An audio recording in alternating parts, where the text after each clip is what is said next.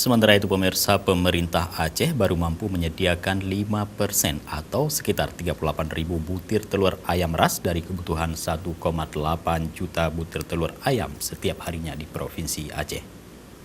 Iya. 38.000 butir tersebut dihasilkan dari peternakan ayam ras yang dikelola unit pelaksana teknis daerah UPTD Balai Ternak di Blang Bintang Aceh Besar.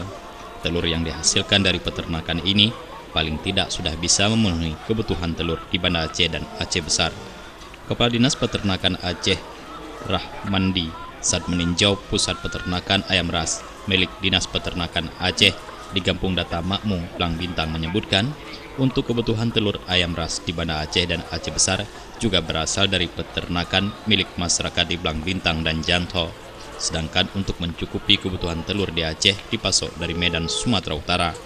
Rahmandi menjelaskan, saat ini di pusat peternakan tersebut memiliki 44.600 ekor ayam ras yang setiap harinya menghasilkan 38.000 butir telur.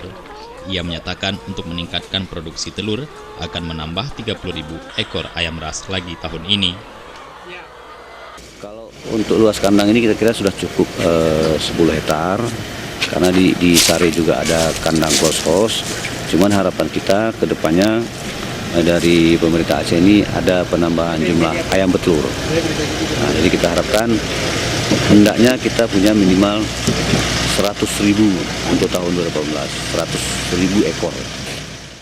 Pusat peternakan ayam ras ini dikembangkan tahun 2017 yang dananya bersumber dari APBA.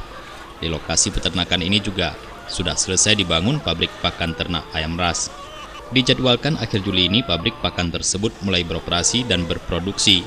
Sementara panitia khusus DPR Aceh diketuai Sulaiman Ali juga meninjau pengelolaan pusat peternakan ayam ras dan pabrik yang baru selesai dibangun ini.